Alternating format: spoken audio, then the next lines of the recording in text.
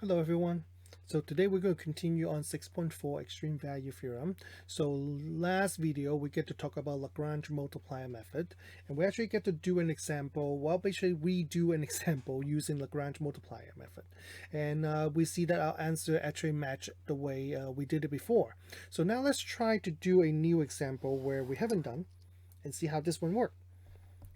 So the question would basically be exactly the same, just with different functions and different constraints. So let's say this one, we have the function f of x, y, z equal to x minus y plus z, with the constraint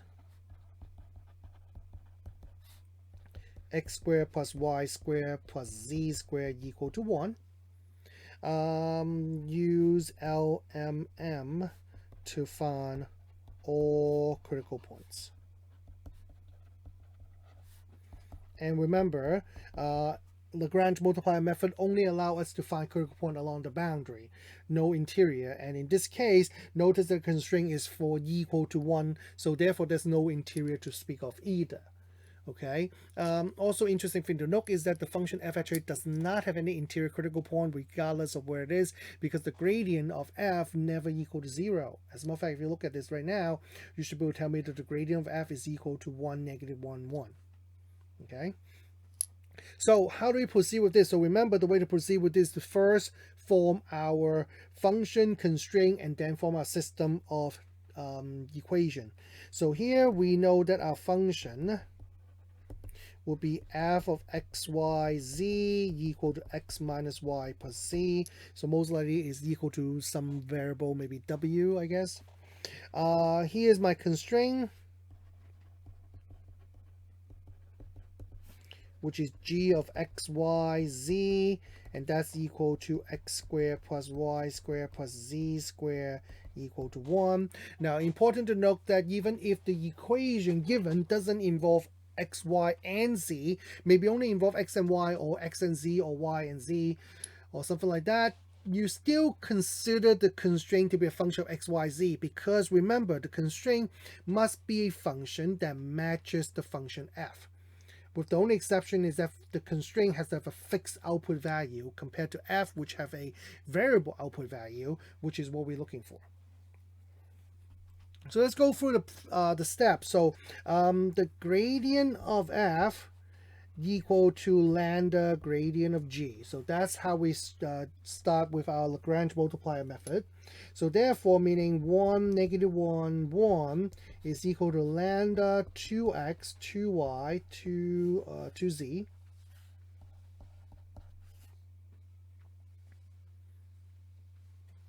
So remember, that is a vector in R3 equal to another vector in R3. So therefore, I can go ahead and multiply our lambda. So that's become 2 lambda x, 2 lambda y, and 2 lambda z. And this will form 3 separate equations. 1 equal to 2 lambda x, negative 1 equal to 2 lambda y, and then 1 equal to 2 lambda z. And along with our constraint x squared plus y squared plus z squared equal to 1, we have our system of equation. So here's my system of equation. This is usually where I check to make sure that you're doing your problem correctly before, we continue the problem. So now that we have our system equation, now it's just a matter of how to solve it. And I strongly recommend that you pause the video right now and just try to see if you can figure out how to solve this system. Now, however, I do want to point out, this is a nonlinear system again, because of the fact that we have 4 variables involved, x, y, z, and lambda, and it's clearly that x, y, and z are all in second power, and you also deal with lambda multiplied by x or y or z. So all of those are not allowed in a linear system. Remember, a linear system only allow everything to the first power and no multiplication between variables. So the problem with a nonlinear system is that unlike a linear system, there's a definitive method that we can solve this. Meaning if it's a linear system, I can definitely use one of the methods we learned in chapter 2 to figure it out, such as put it in matrix form and then do row operations, or we'll put it in matrix form and then find the inverse matrix. But this is a non-linear system, so none of those methods will work. As a matter of fact, there's no clear defined method that would work for every single non-linear system. That's why it's so difficult to do. So I would strongly recommend that you take a minute to look at this system and see if you can come up with some way to do it. And obviously, I'm going to move forward and show you what I can do. All right. But if you want to give it a try first, definitely pause the video and give it a try. All right. So we're ready. So how do I solve this system? So the first thing I notice about it is the following. If I look at the equation 1 equal to 2 lambda x, it seemed to me clear that neither x, y, z, or lambda could equal to 0. Because if lambda equals 0, then none of the first three equations can be satisfied, because it will all just become 1 equal to 0, negative 1 equals 0, and 1 equals 0 again. And so therefore, an x, y, and z definitely cannot be 0 either, for the same exact reason. So therefore, first observation that I noticed is the following.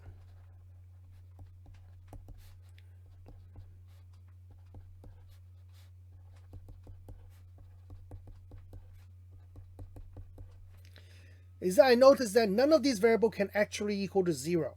So if that's the case, that actually opened up some things that we could do. See, remember, in our previous example, I mentioned to you that you cannot divide out, like, in this case, look at the equation 2x equal to 2x lambda x.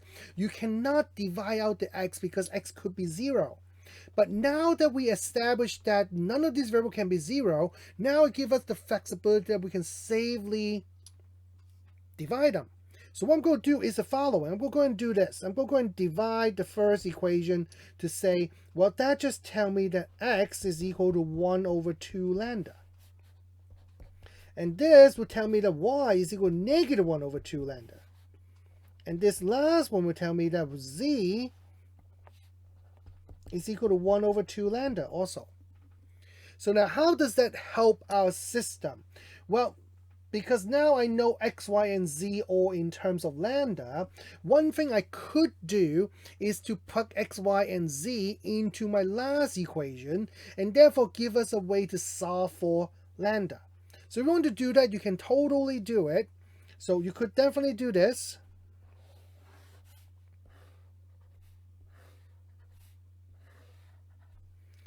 And if you do that, you'll result in this equation.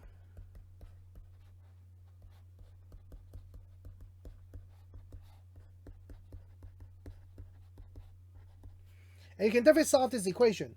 And that's not wrong. And if that's what you saw and that's what you did, perfectly fine. But I can actually bypass that. If I look at this three equation I circle in red, x equal to 1 over 2 lambda, y equal to negative 1 over 2 lambda, and z equal to 1 over lambda, doesn't that tell me that x and z are exactly the same, and x and y is just equal to negative x? And if that's the case, then my equation x squared plus y squared plus z squared equal to 1 all of a sudden just become x squared plus negative x squared plus x squared equal to 1. And so therefore, that just becomes 3x squared equal to 1. X squared must equal to 1/3. And therefore, x must equal to 1 over radical 2, or 1 over radical 3, or negative 1 over radical 3. So therefore, meaning that we now have two cases to consider. So let's start with case 1. Let's say x equal to 1 over radical 3. And if that's the case, then y must equal to negative 1 over radical 3. And z must equal to 1 over radical 3. And therefore result in the point 1 over radical 3, negative 1 over radical 3, and 1 over radical 3. Case 2. If x equal to negative 1 over radical 3, then y must equal to positive 1 over radical 3, and c must equal to negative 1 over radical 3, and therefore give us this point. Oops.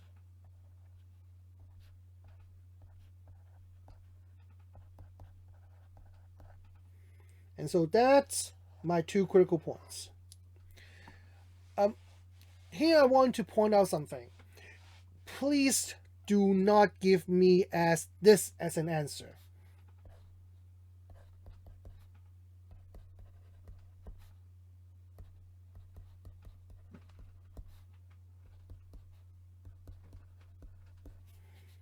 Okay, this is not acceptable.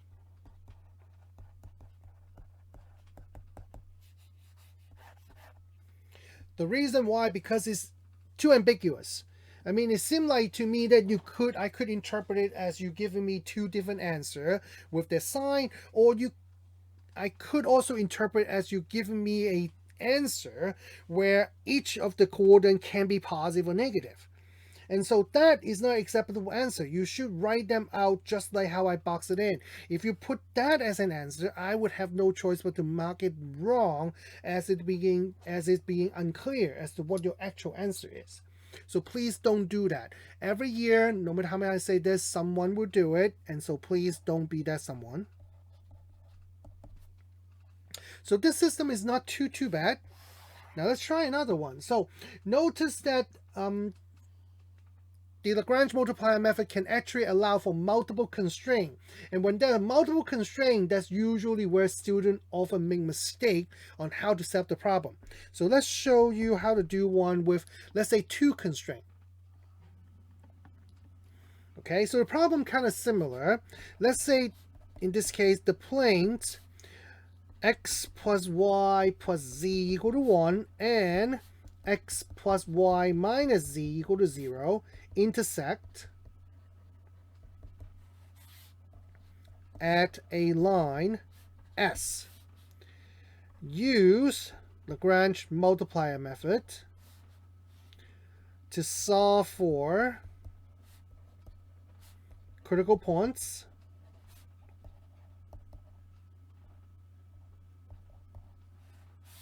for f of x, y, z equal to xy with the constraint S.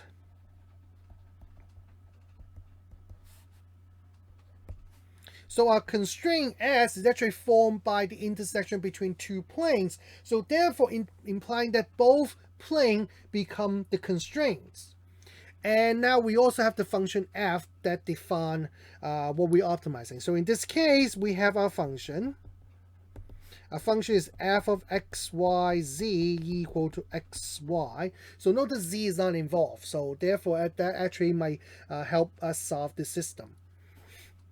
Now, what happened to my constraint? In this case, our restricted domain actually requires 2 separate equations to define the constraint. The first one is x plus y plus z, and we need that to be fixed, has an output value of 1, and then we have x plus y minus z, which this one has an output value of 0.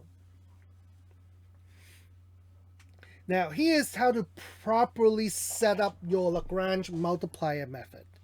Okay, is that the Lagrange multiplier method basically tell me that the gradient of f would equal to lambda 1 gradient of g1 plus lambda 2 gradient of g2. So notice that Lagrange multiplier method, no matter how many constraints you have, you still only have one gradient equation. You just add more term to it.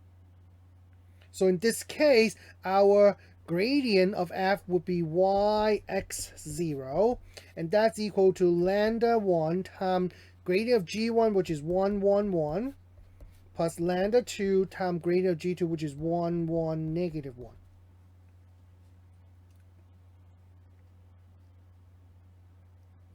And so therefore, it forms 3 separate equations, because that means yx0 would equal to lambda 1, lambda 1, lambda 1, plus lambda 2, negative lambda 2.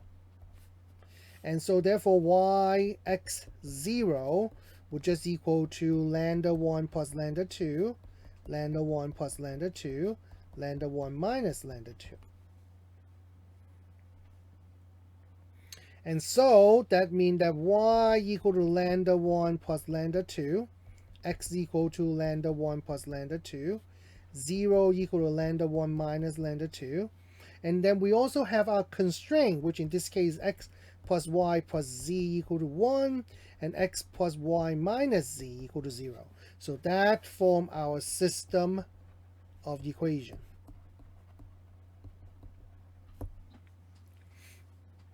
So now notice this system has 5 equations with 5 unknown, x, y, z, lambda 1, lambda 2. So once again, what I'm going to ask you to do is pause the video and give yourself a chance to try it out and see if you can figure it out before I show you my answer, okay?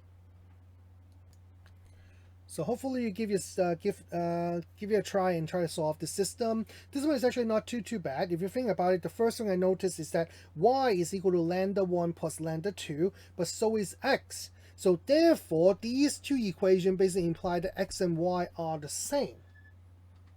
And so if x and y are the same, then that would tell me that the bottom equation right here becomes just 2x plus z equal to 1, while this last equation will become 2x minus z equal to 0. Because x and y are the same, x plus y become 2x.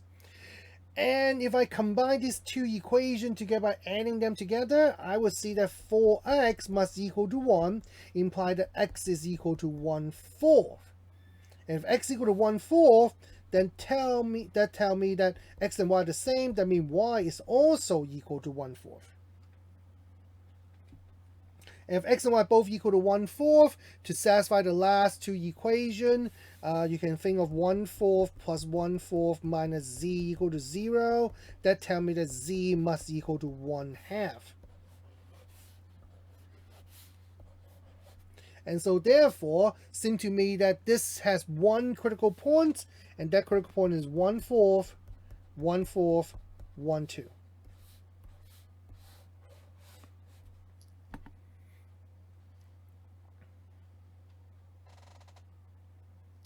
All right.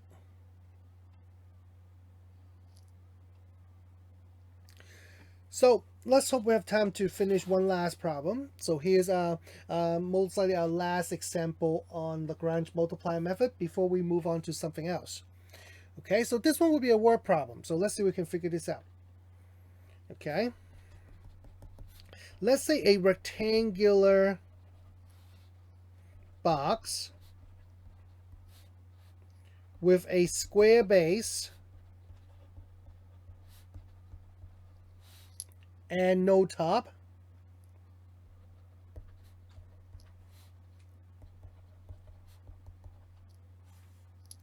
is to contain exactly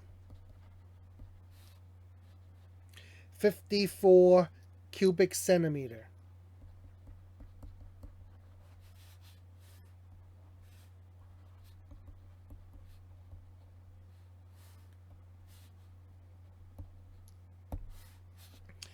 I would like you to find the dimension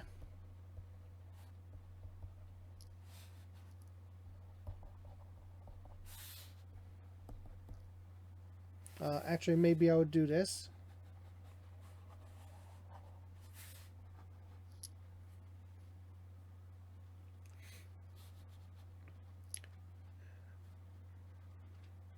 Actually, you know what? Let's just write out the problem. Find the let's write out the problem first, and I can explain.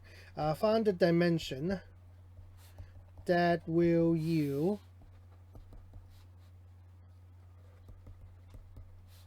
the minimum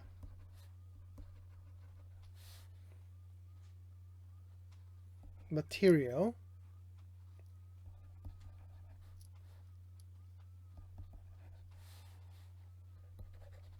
if the base is 4 times as thick as the side.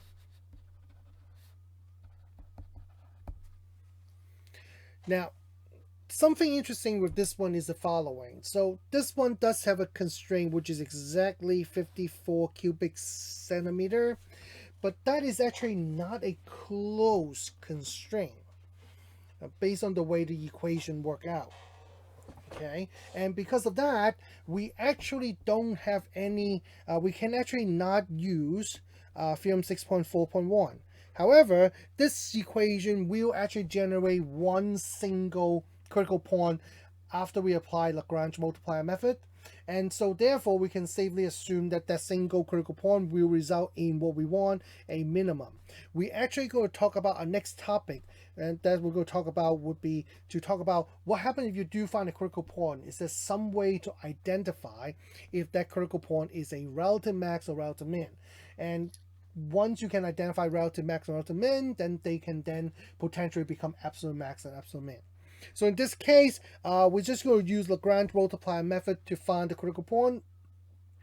And we're going to assume that that will be our answer without justifying it why it is the minimum. And we will talk about how to justify that in our next topic. So let's see if we can do this. So because the problem describes a rectangular box, I do like to draw pictures. So I'm going to draw myself a rectangular box.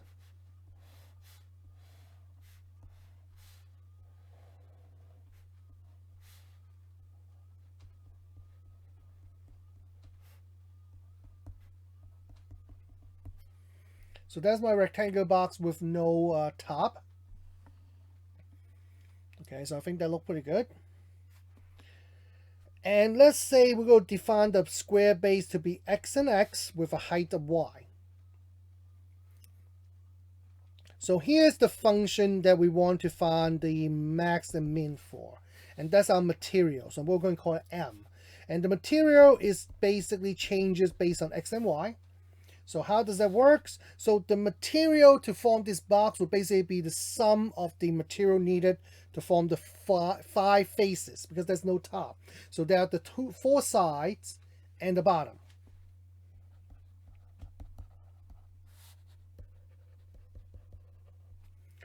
And the material required will be based on the square, the surface area. So therefore, the four side will be 4 times xy, because xy will be the area of each of the four sides, and then there are 4 of them, plus the bottom is actually x squared, but because the bottom is 4 times as thick as the side, therefore imply that it will require 4 times the material to do the bottom. So I'm going to put them at 4x squared. So important to make sure you understand that the difference between this 4, which is 4 side, and this 4, which is the 4 times as thick. Okay, so this right here is basically the 4 side, and this number right here is basically the first 4 times as thick. And we don't know how much material is needed, so therefore that's indicated what we have is the function. So what is the constraint? Well, in this case, the constraint is the volume, because the volume had to be exactly 54. So that will be V of xy, that's the volume. So volume is actually x squared y, which has to be 54. So therefore now we have our equation and our constraint. Now we can go ahead and form our Lagrange multiplier method. So gradient of M must equal to lambda gradient of V. So therefore indicate the following.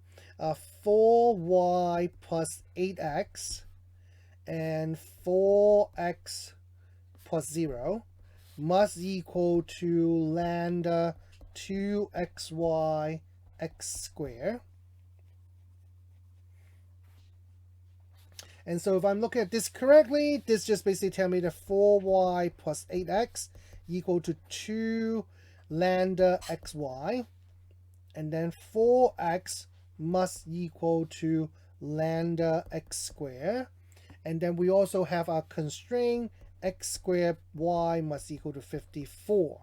So that form our system of the equation.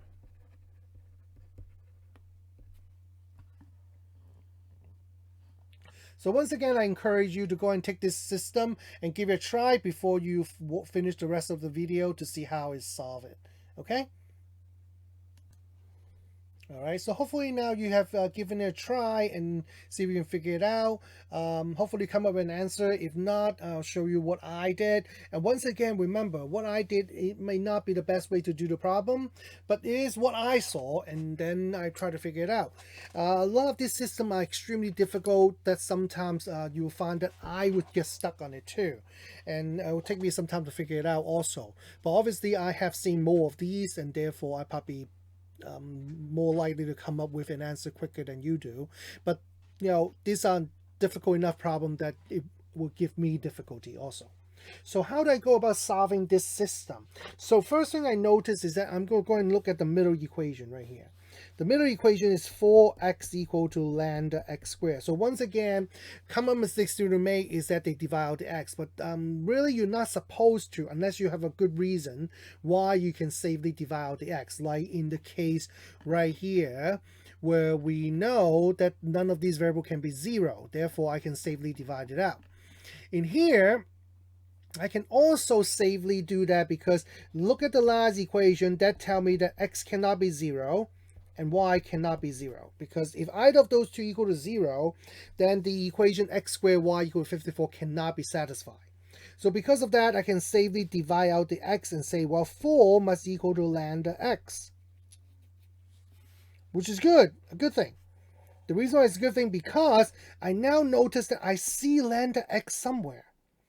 And that's in the first equation. So I'm going to take my first equation. See the lambda x right there? I'm going to go and replace that right here. Now, why does it help? In this case, it helped because it gets rid of lambda, which is important. Because the problem with solving some of these nonlinear systems is that the variable it's hard to eliminate the variable from your system. Because that's the most basic technique in solving a system, is to eliminate a variable and trim down the number of equations until you get to one equation, one variable. So that's what we want to get to, but sometimes it's hard to manipulate the system. So by doing this step right here, it allows me to get rid of the lambda, which is important here. So therefore what I have will be 4y plus 8x equal to 8y. So that's actually pretty neat because that would tell me that 8x would equal to 4y. Or 2x equal to y, which is good. Because now that I have this equation, I can now say, well, I do have the equation x squared y equal to 54, but now I can replace the y with 2x. So therefore tell me that x squared times 2x equal to 54. So 2x to the third equal to 54. X to the third would equal to 27. Therefore x must equal to 3. No plus or minus. Cube root doesn't have a plus or minus. Only even power root have plus or minus. So that gives me the answer. And therefore now give me also what I need. Y must be 6. So therefore, in this case, the dimension that yield the small minimum amount of material would be the following. The dimension, yes, getting the habit of writing out an answer, especially if the question is a word problem. The dimension 3 centimeter, 3 centimeter by 3 centimeter by 6 centimeter will yield the minimum material for this box.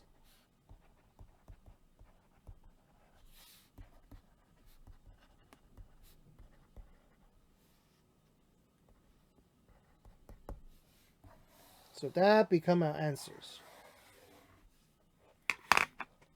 Alright, unfortunately that's the last problem in Lagrange multiplier method. I wish I have more time to show you, solve more system with you, but I'm going to have to rely on you to do more practice problem on your own, and also ask me questions when you run into issue and not sure what to do. I would strongly recommend that you form a study group to work on this system together, because it really helps when you can bounce off your idea with each other and try to figure out what to do. Remember, this type of system is extremely difficult. There's no set way to do it. It really really just up to what you see and what you can try to do. The worst thing that you can do with this type of system is not try anything. If you try to do something, at the very least, you understand, okay, maybe this is not going to work, so I can try something else.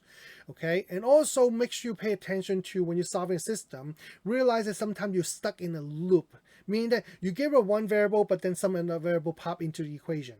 Then that's not going to solve the system. Remember, the way to solve the system is to reduce the number of equations. Like as in this example is perfect illustration of it. We solve the equation 4x equal to lambda x squared, and we form this 4 equal to lambda x, which allow me to get rid of lambda in the first equation, and therefore now trim down the system to be just first and third equation with only x and y. And then allow me to form 2x equal to y, which then further combine into just one equation, x squared y equal to 54, with the 2x equal to y. And that open up the problem and allow us to solve the system. So these are things that you're going to have to practice to figure it out. Okay, it's not easy. As I say, it's the first time you see it. It's very difficult to do. It takes a lot of practice to be good at it. And also, more importantly, this type of question can take some time to figure it out, especially if you're not familiar with it. Meaning, if you're taking a test, if you don't prepare yourself, you're not going to be able to do this type of question. You'll get stuck, you will not know what to do, and you just get 0 point for it if you can't solve the system. So please don't do that to yourself, okay? All right, at this point, I think we'll stop. And next video, we're going to talk about relative maximum, relative minimum, and how to identify them. As I say, once we find a critical point, we actually don't know their max or min, especially if we cannot use the extreme value theorem to do that, to determine that. All right, I'll talk to you again soon. Okay, bye-bye.